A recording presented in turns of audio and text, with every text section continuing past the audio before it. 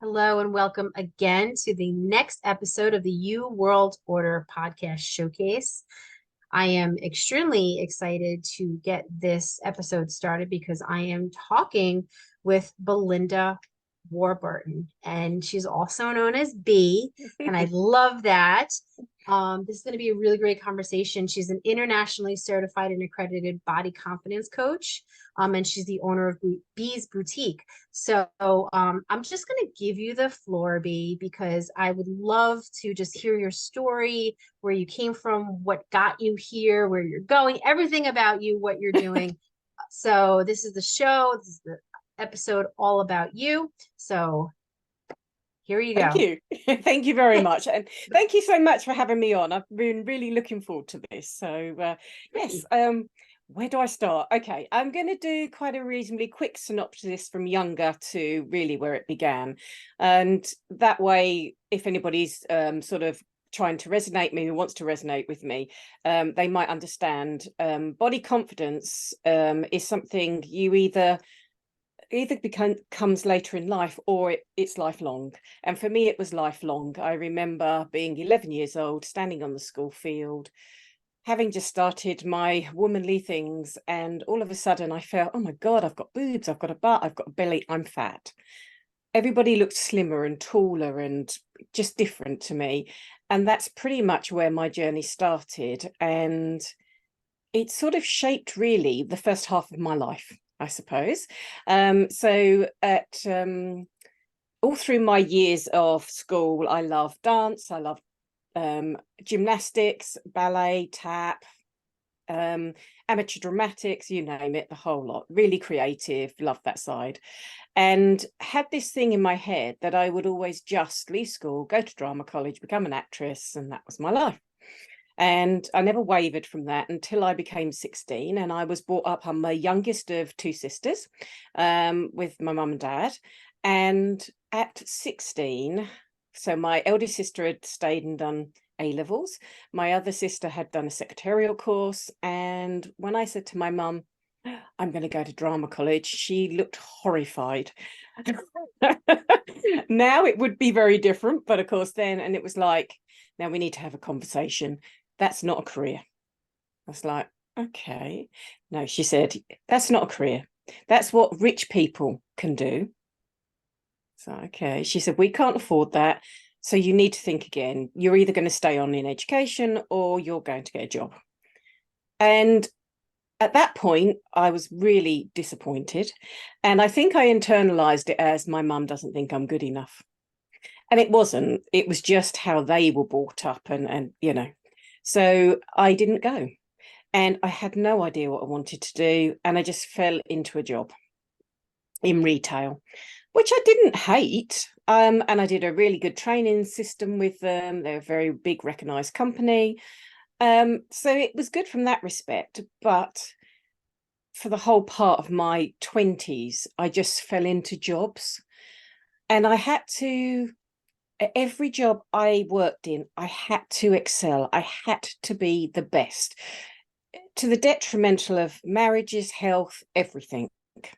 And I think the Belinda that everybody knows now, or B as everyone calls me that they know now, is quite a level-headed woman. And then there was no level B. There was B who was on top of the world, or B who was so down in the doldrums that she wouldn't actually leave her house. So there was sort of two sorts. And my family and my friends saw the happy-go-lucky party, girl. And not many people got to see the other one. My middle sister, I was very close to. I'm close to all my family, but my middle sister I was very close to. We have the same lifelong problem with our body image.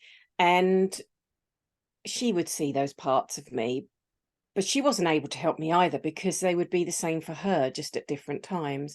And then in my late 20s, after a particularly bad shopping trip and various other things, and I had somewhere really big and special to go, couldn't find anything to wear.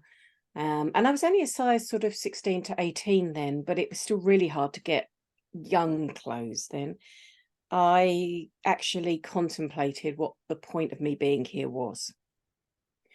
And I think that just sort of, I didn't even tell my sister actually, and that just sort of like, I just sat there, and the next morning I woke up and I thought, this is serious. There's something not right. I'm not computing right, you know. I wouldn't go to the doctors. I was so embarrassed, too embarrassed.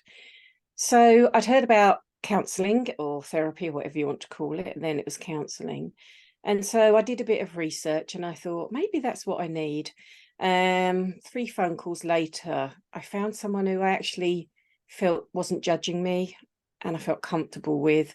And so I had 2 years of counselling. Now, prior to that, I had married my husband when I was 22. He was a lovely, lovely guy. But prior to that, I'd been in quite an abusive relationship. And through the counselling, I also found that my husband was really beautiful, really lovely. And I loved him as a person, but I wasn't in love with him. Not like that. And so I made the really tough decision to leave. I broke his heart, and that landed me with even more guilt. And I hadn't really worked on my body confidence then, just worked on a lot of issues in my past, because therapy tends to deal more with your past. And then I left and came, well, I was going to go back home to my mum, who was divorced then from my dad. So my mum and dad divorced when I was 18. And I didn't want to live with her and her boyfriend. And I met my now husband, which is strange because he was my childhood sweetheart. He was divorced. He had a house. He needed someone to rent a room because he couldn't afford it on his own. And I rented the room, and we didn't start anything at that point. I was in no place to really. And he had 2 very young children, which really hadn't been on my sort of radar.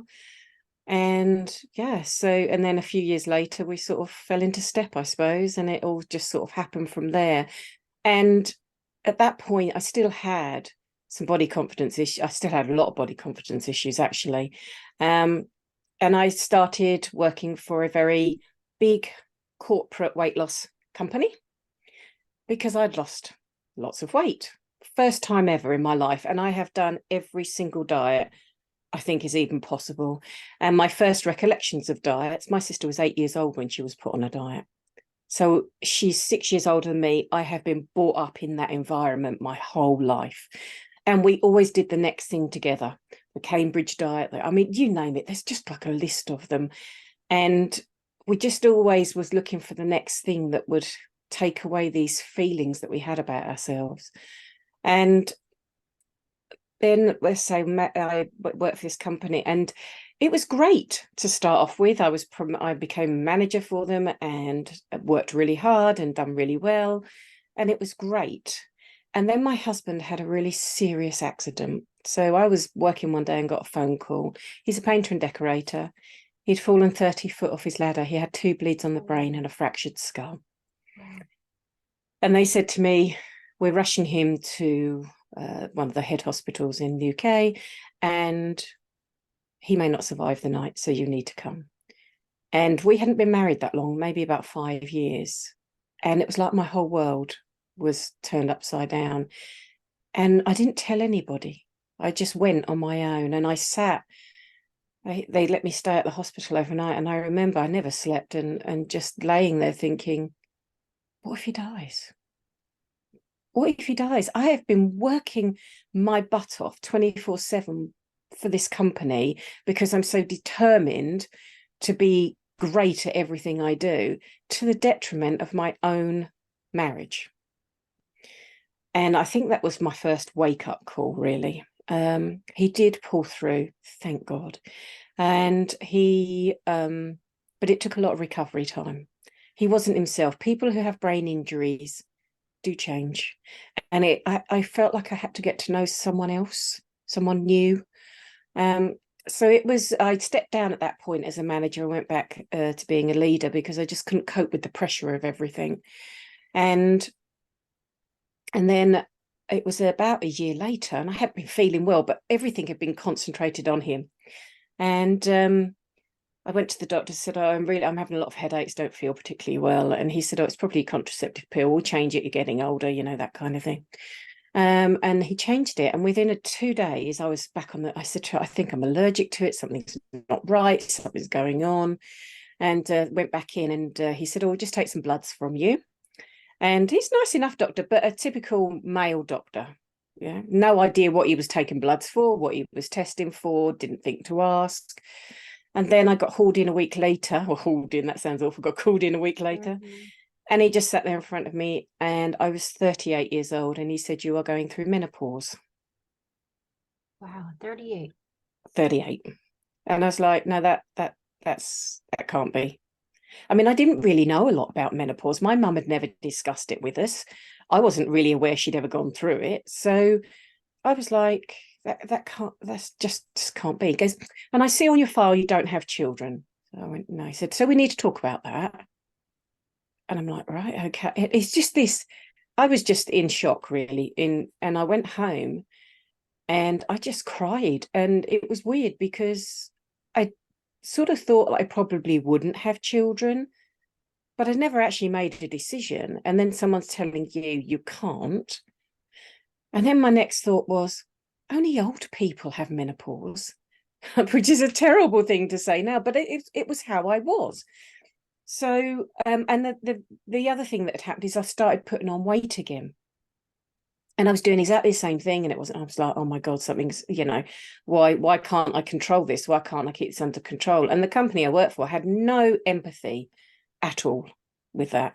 Absolutely none. And yeah, so in the end, I went back to the doctors. I said, oh, I'll do it naturally. No, I'm not going to have children. I've made a decision, chatted with my husband. And he said, oh, you won't do it naturally. He said, if you want to look 50 when you're 40. I was like, okay.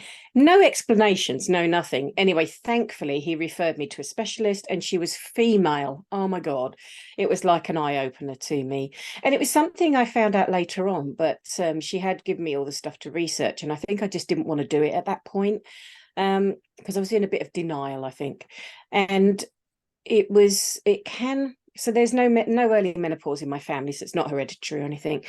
But when you're if you have a really big shock, your body can, if you put your body into a really big shock, you can actually bring onset of certain things, illnesses and all sorts. And that's where I think my menopause happened, because it was a year after the shock of my husband. And I think that's how it happened. So it was at that point, I just knew that I had to break away from the corporate world, that I had to take control of my life, and I wanted to be around home more. And I didn't know what I could do. I was a bit naive, I suppose, really, in some ways, but I'd got a lot of skills. So I started Bees Boutique. And it just started out as just accessories, first of all. I mean, at that point, I struggled so much buying clothing that I just used to buy the most beautiful accessories instead, because clothing shopping was horrid for me, absolutely horrid. So I used to buy fabulous accessories, and that's what I did in the shop. And then it didn't quite work out where it was, and I relocated the shop. And then someone just said to me, you should do clothing. And I thought, oh, have I got the skills? I'm not very good at buying clothing, because of my size. And that opened a whole new world to me. I realized that, what the high streets have in their shops, you can find so much different stuff, so much better stuff. And, and at the time that one size fits all was born, and the Italian styles and stuff. And it was just like, it's just like a whole new world opened up to me. And so I opened up a whole new world to other women like me as well. Women who were young but bigger and wanted to be trendy and look good and didn't want somebody to tell them what they can and can't wear. And it was fabulous. And that's when my body confidence journey really started. So I dealt with a lot of my past stuff, but still had issues about my present. And it was a slow journey to start with. I sort of did a lot of surface stuff that you can get freely everywhere. And it was a really good thing because it started to change my mindset. I became much more positive. So it was all of those things. And then, but unfortunately, my sister was still in the realms of diet and finding the next thing. And I kept trying to say to her, I don't think that's the way. I think there's something better. I hadn't found it myself at that point, still dipped in and out of diets, but I just had this feeling there was something else. And then so the shop went on, and I serviced women, and I talked to women about their bodies, and that's what it was like. And then the pandemic hit, and it was a shock to all of us. And at that point I had a website, but we'd never done we'd done online stuff, as in Facebook and all that, but it was pictures, it was all that kind of stuff. I'd never actually put myself out there. And I remember in the first weeks, my colleague, who's my best friend, who works with me, she manages the shop, she actually rang me and said, you need to go on a video. You need to start doing videos. And I was like, I can't do that. She said, yes, you can. I said, no, I can't. People are going to go on. They're going to go, oh, your hair's stupid. Oh, you're fat. You're this, you're that, the other. It instilled this in fear into me that I've never felt before. And she said to me, what's your biggest fear? Losing the business, or a few comments that might come up? And I thought about that, and she was absolutely right. So videos started in my house, which was, some people had a fantastic pandemic. I did not. Okay. I'm going to be totally honest. I moved my mother-in-law in because she'd lost my father-in-law late the prior year, and she's not good at being on her own. My stepson had moved in for the first time ever living with us at Christmas. And there I am, really worried about losing my shop, and then I'm propelled into this world of videos, and I'm like, oh my God, this is, this was not the pandemic for me. I'm going to be honest with you. There's a lot going on. There's a lot going on. It was, and the first videos I did, oh my God, it was so amusing. I would re-record until they were absolutely spot perfect in every way. And then the first one went out, and actually I was really amazed by the responses. And the responses were, oh my God, it's so lovely to see you. We're cooped up. It's great to hear your voice. You're always so uplifting. And I was like, oh, wow, this is not too bad, actually. And then I had to come up with all these things, because at that point we weren't allowed to travel. The shop wasn't local. So it was like I had a certain amount of clothes in my wardrobe that we had, but I didn't have everything. So I had to come up with other ideas. And I can't believe that actually on one of those videos, I ended up appearing in a swimsuit. That would have just been so, because I was doing cover-ups at that point. Oh my God, I look back at it now, and I look back at how amateur they were and stuff. But, it was whatever you could do at the time. So interesting that you have such a wonderful flow to how you are, to your point now. Yes.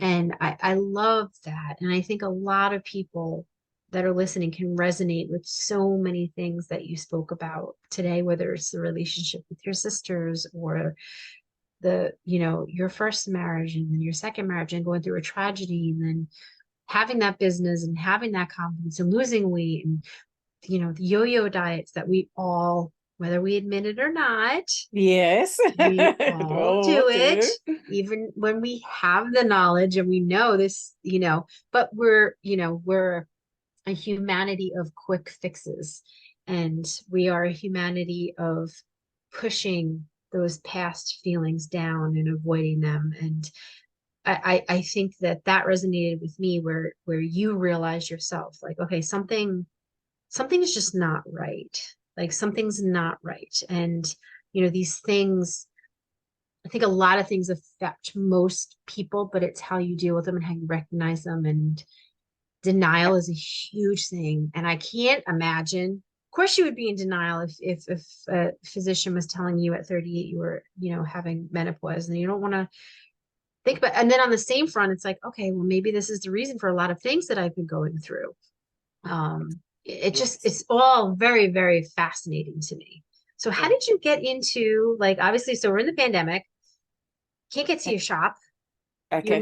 You conquered this confidence issue and fear, right? So now you're on video, and you're actually getting to a swimsuit. How did you get to where you're now able to coach? Okay, so what happened was, we went through the first year pandemic, managed to keep the shop going. Actually, it was great. We had a fantastic summer over here, which is always brilliant for us. And then January 2021 came. So the first thing was my husband broke his ankle and wasn't able to work, which was, oh my God, we're both self-employed. What do we do financially? And then my sister was still in the same place. We hadn't moved forward. She was still dieting. And I'd seen her. She'd been isolating because she's bad asthmatic. And she'd been isolating since the March, April previous. I'd seen her 3 times in a year. And this is the sister I saw on a regular basis. We'd spoke all the time. And we were supposed to have Christmas together in 2020, and then it got cancelled last minute, and so we didn't. So I saw her for 5 minutes on my doorstep Christmas Eve. And the most time I'd spent with her was in the November. I had to take her to the emergency vets with her cat because her husband was at work with the car. And we had to sit in the car, hand the cat over, and we were in masks. It was an hour and a half. And she had been digesting, and I hadn't realized everything that was being put out. She was watching it avidly. And she sat there and she said to me, if I catch this, I will die. And I said, don't be so silly. Of course you're not. Please stop looking at it all. It's not all totally as it seems, you know. You really need to like detach yourself from it. And then in the January 2021, I had a phone call. She was in an absolute state. Her husband was a train driver, obviously had to continue working, and he had contracted COVID and he'd brought it home. She'd isolated him in the bedroom. So this was the first day she knew about it. And that was a Tuesday. And on the Thursday, she phoned me. She had tested positive. By Saturday, she couldn't keep her oxygen levels and she was admitted to hospital. Obviously, right in the middle of this, not allowed to see her or anything. So the first couple of days it was texting. Then we were asked to, I had a phone call from it's my brother-in-law, my niece and nephew. My brother-in-law's not the dad of my niece and nephew. And they have been told, could they stop texting? She needed to rest. And that was on the Monday. She was taken to ICU on the Tuesday, which I wasn't overly concerned about. Having had my father-in-law in ICU, you actually get much better care. So I wasn't overly concerned at that point. And then on the Wednesday, they were contemplating moving her to another hospital. And then on the early hours of Friday morning, she died. Oh, goodness. And I felt like my world had fallen apart. Yeah. And I had to, so my brother-in-law phoned my mum who lives abroad. I phoned my dad, and my dad's ex-army, very strong man. I've never seen him cry. And he cried on the phone. It was awful. And then I went into overdrive. Okay, so we've got to get this funeral sorted out. We've got to do the best we can. We can't do much because we're on restriction. I wanted to make sure my niece and nephew, I mean, they were 24 and 27 at the time. I wanted to make sure they were okay. And my brother-in-law fell apart. My sister was his world, and he literally fell apart. And so I just took over.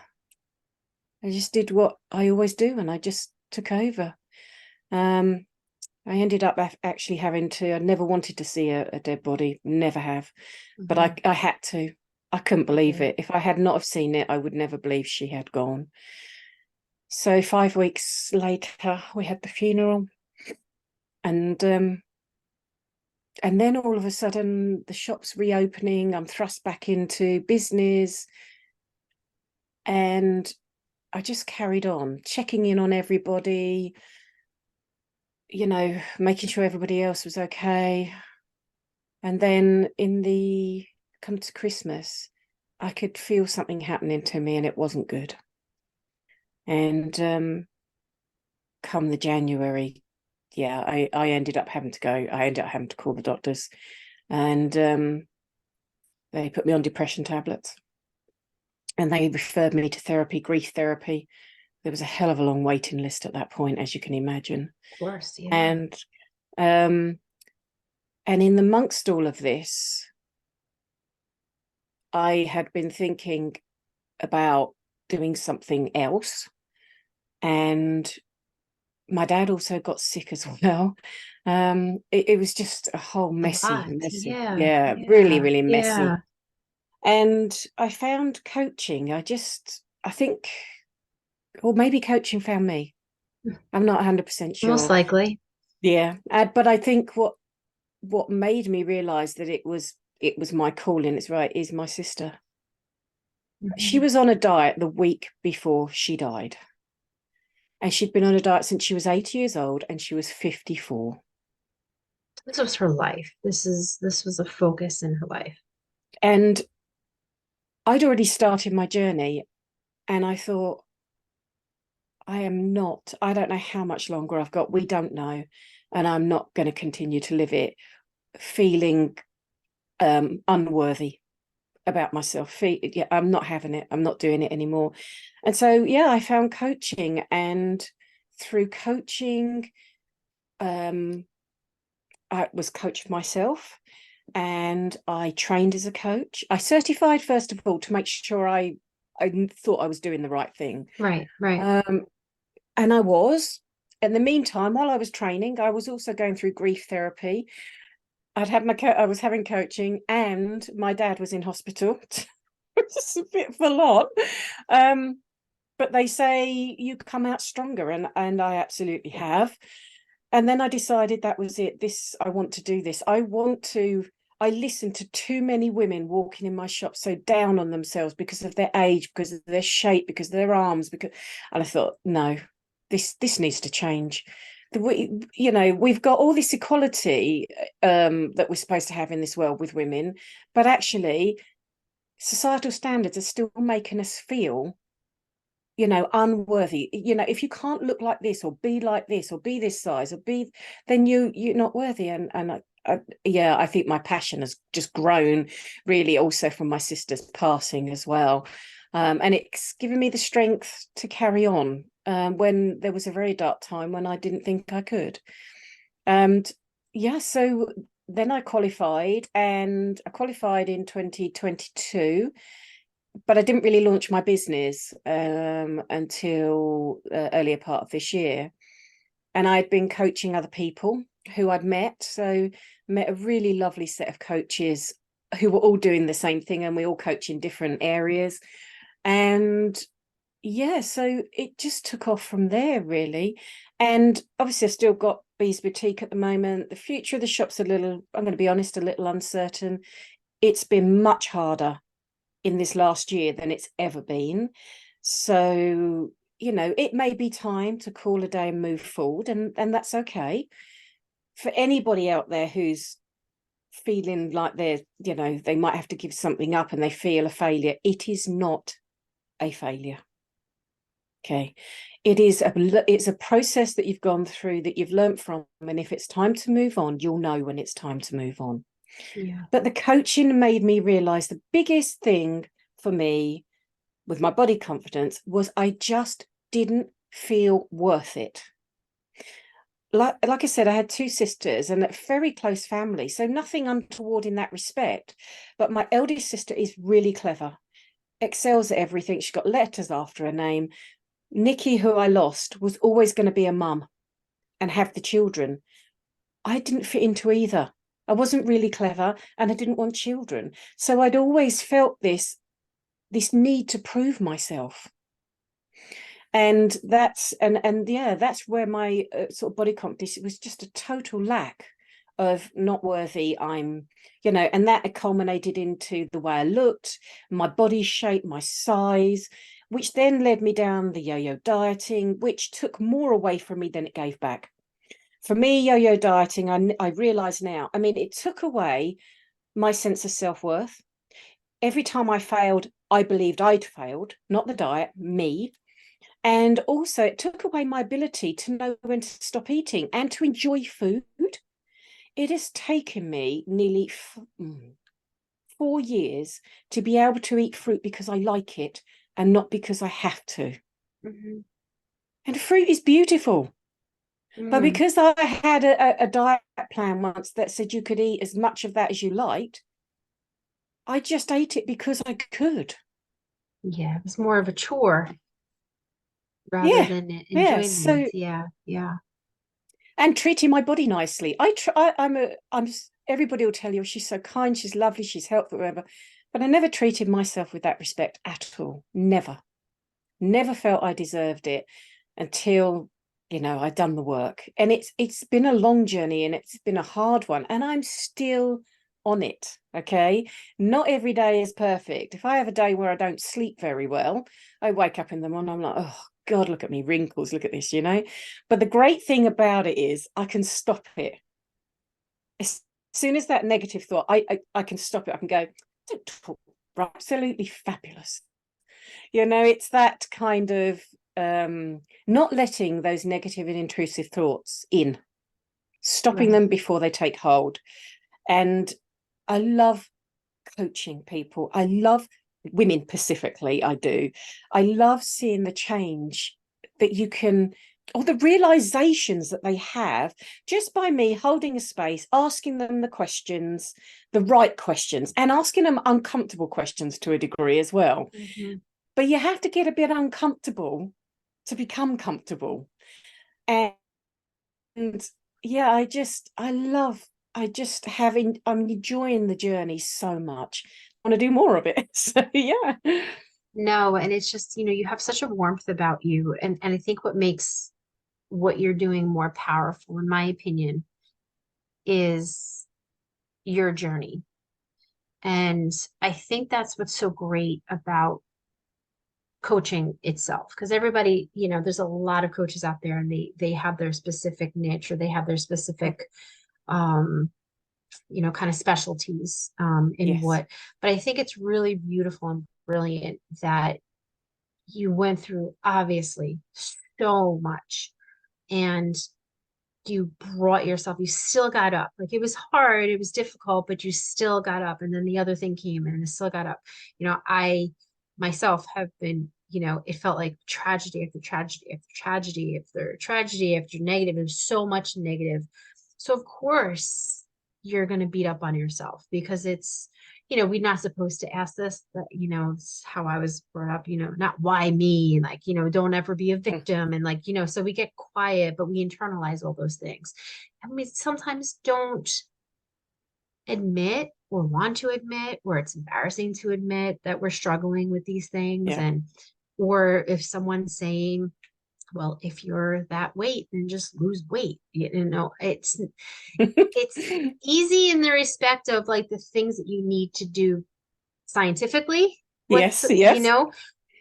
but when you factor in emotions and Oh. feelings and pressures and being, and events that happened, that it's a very, very difficult process. And then you get yourself there and you're stuck, and then you feel worse about yourself because you got yourself there. And it's just a spiral. It's just a spiral. Yes. So I think it's a really, really beautiful thing. And it's a really beautiful testament to, you coming out of your struggles and having that testimony to say, listen, and not comparing people's hardships because everybody, obviously goes through different things, but to say, like, listen, if I can have gone through what I've gone through, and they're never going to stop. So there's still going to be events and things that are going to happen. As like it's never going to change. It's never going to Yeah. change. Just there'll be different things, but what doesn't kill you makes you stronger. Like that cliche saying is so ultimately true.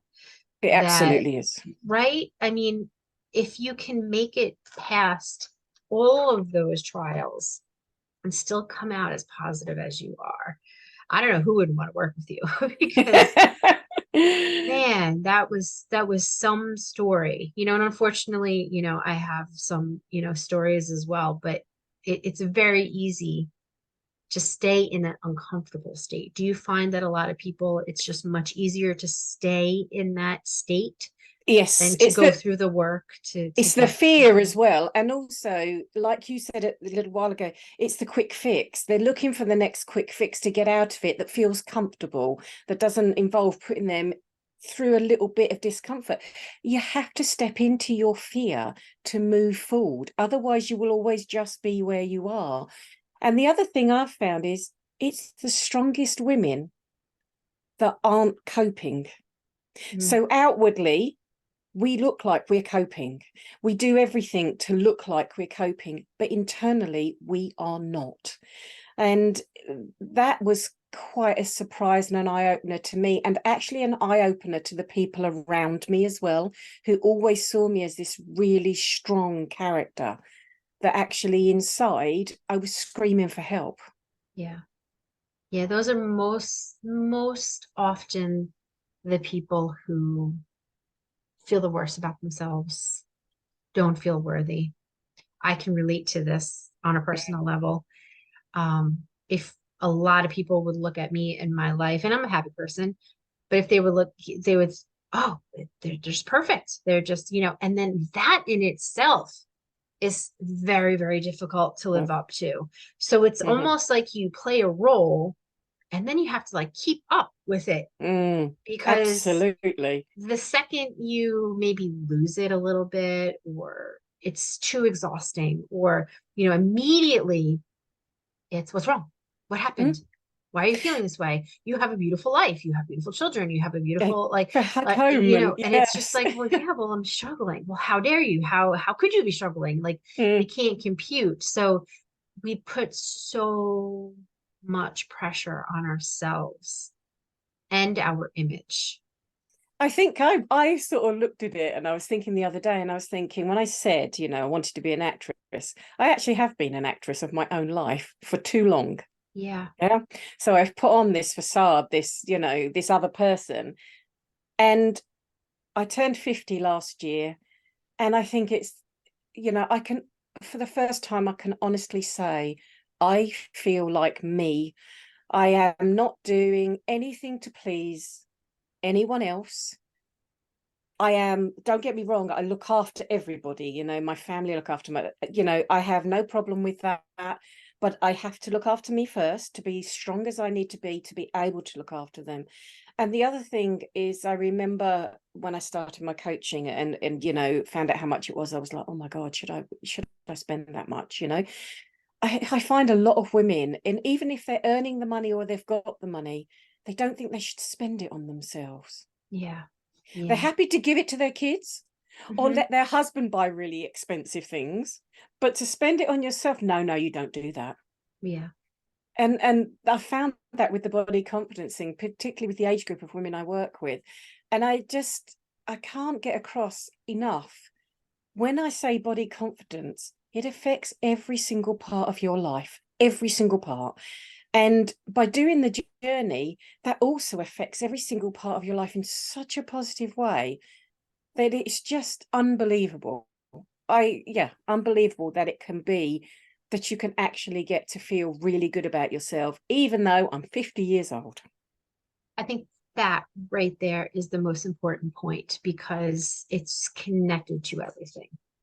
Whether people want to believe that, whether they're in, denial, whether they think it's even possible, like how could me looking, having a few extra pounds or being overweight affecting how I can confidently do my job, or how I Mm, can but it does, because if your confidence level is so low, if you feel so terribly about yourself, how can you be the best mm, wife that you want to be? How can you be the best employee that you want to be? How can you be the best mother you want to be, or daughter, or sister?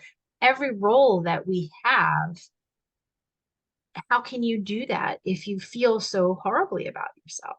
exactly. Um, And the other yeah. thing I said something, because I write poetry, and I'm going sort of in the process of doing a book of poetry, uplifting poetry, but funny and relevant. And I wrote a sentence the other day, and I thought this is really quite good. And it was, be the mother you want your daughter to be. Because if you're struggling with all these issues, you just don't realize how much of that rubs off on your children. And like I said, my sister being 6 years older, being on a diet from 8, that rubbed off on me massively.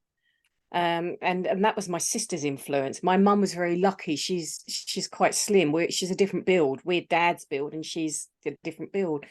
So, and I thought about this the other day, and I thought that is so true.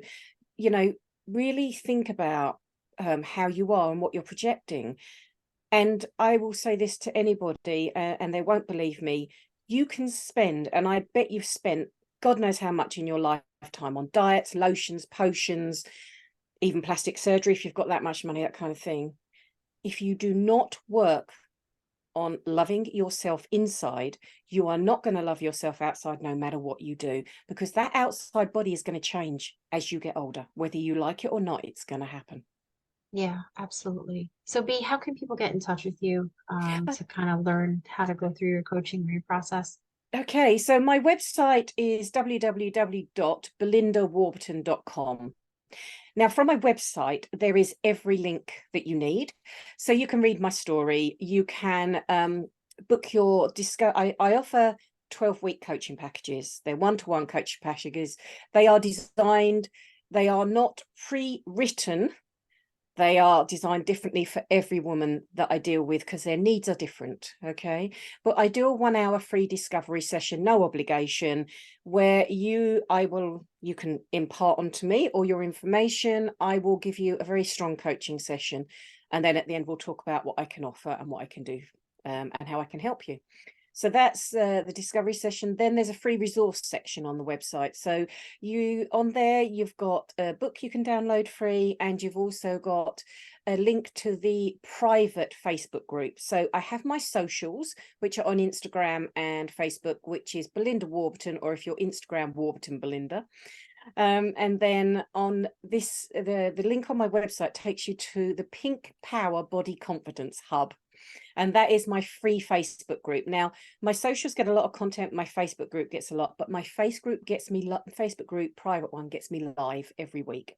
So on a Tuesday evening, I go live. You can ask me any questions. You can interact. You can just watch. You can catch it on replay. So that's what I do in there. And then there's another tab, which is my journal. So that is an item you have to pay for. But I have created a 12-week body confidence journal. Now, my coaching clients get that free of charge. But if you want to start and have a go at the journey on your own, it's got lots of great hints, tips, questions to answer, things to do. And that is a downloadable format or hard copy format, depending on where you are. And then on the very last page is my contact page for anybody who'd like to have me on their podcast or have me as a motivational speaker, or right. So that's my website's pretty comprehensive. And as I say, my socials are the next place where you can find me. Beautiful. I love it. And I thank you so much for sharing your story and, having the courage to share that, and then actually having the know-how and the love to want to share what you've learned from the struggles that you have. And I think that's an absolutely beautiful thing. So with that, I thank you very much for coming on. I knew this conversation was going to go long. I knew it, which is beautiful because I thought it was a beautiful conversation. So thank you so much, B, for joining me. I really appreciate it. Thank you so much for having me on. I've loved every moment of it. And it's just so nice to talk to other people who feel the same as well. It's fabulous. And if I can Absolutely. affect any one thing for anybody out there, then I've done my job. Absolutely. Thanks, B. Thanks very much. Bye-bye.